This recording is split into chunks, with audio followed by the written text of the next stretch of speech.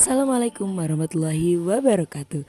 Halo semuanya, perkenalkan nama saya Syifa Nur Safitri dari program studi Tadris Bahasa Inggris semester 2 dengan NIM 220107110032. Di video ini aku akan nunjukin ke kalian tentang perjalanan aku ke makam Sunan Derajat di dekat rumahku, yakni di Paciran, dan sedikit mempresentasikan tentang sejarahnya. Happy watching! Dari UIN Malang, aku menuju ke Terminal Arjosari menggunakan Maxim. Kemudian aku naik bus dengan tujuan Malang Surabaya.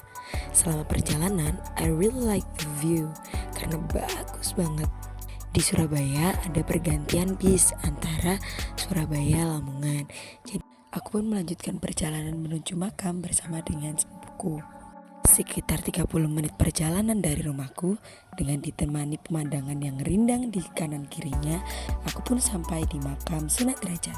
Sembari melihat keadaan dari makam Sunan Derajat, di sini saya akan menjelaskan tentang biografi dan sejarah dari makam Sunan Derajat.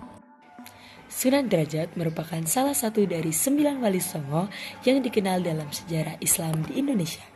Sunan Derajat dilahirkan di Champa, yakni sekarang wilayah Vietnam, pada tahun 1401 Masehi. Sunan Derajat memiliki nama asli Raden Syarifuddin atau Raden Qasim.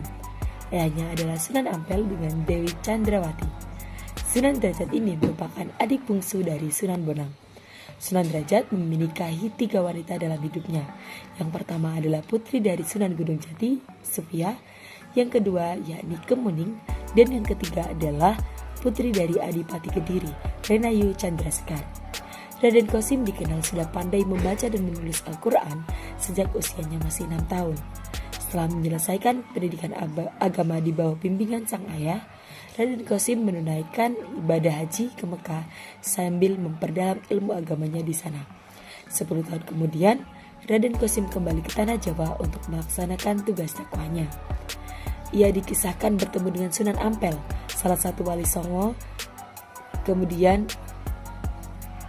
panggilan Sunan Derajat ini diberikan kepada Sunan Raden Qasim karena beliau memulai dakwahnya di Desa Derajat, Kecamatan Paciran, Kabupaten Lamongan. Awalnya desa ini tuh sangat gersang dan masyarakatnya bisa dikatakan sangat miskin. Kemudian Sunan Derajat ini menjadikan daerah yang awalnya miskin menjadi subur dan makmur. Di Desa Derajat inilah Sunan Derajat mendirikan sebuah pesantren bernama Dalam Dur atau sekarang pesantren Sunan Derajat. Lahan ini dibangun pesantren, kemudian Kerajaan Demak itu memberikan lahan untuk memudahkan Sunan Derajat dalam menyebarkan agama Islam. Kemudian Sunan Derajat pun diberikan sebuah gelar bernama Sunan Mayang Madu. Gelar ini diberikan karena Sunan Derajat yang dianggap mampu menanggulangi kemiskinan dan membimbing masyarakat di daerah tersebut menjadi lebih baik. Sunan Derajat dikenal sebagai pribadi yang sangat memperhatikan keadaan sosial di lingkungannya. Beliau memperhatikan nasib kaum fakir miskin dan mengusahakan kesejahteraan sosial bagi mereka.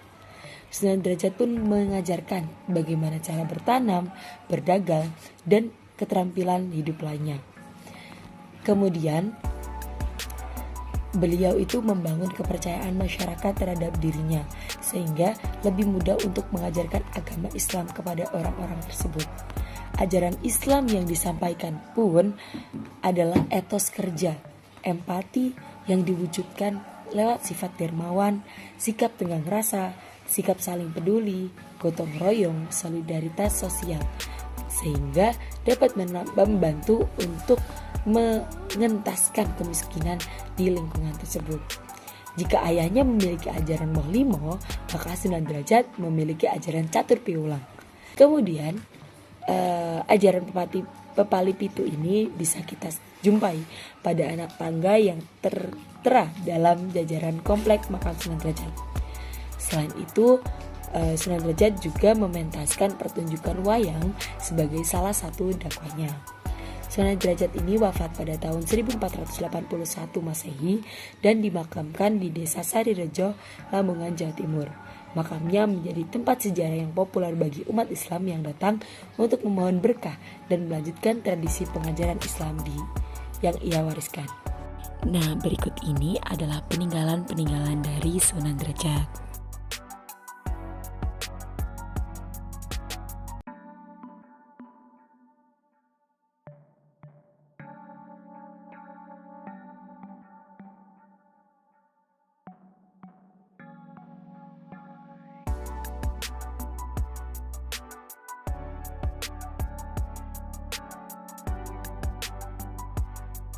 Selesai deh, ini menuju perjalanan pulang. Di sini kalian bisa nemuin oleh-oleh, baju, dan jajanan buat keluarga di rumah.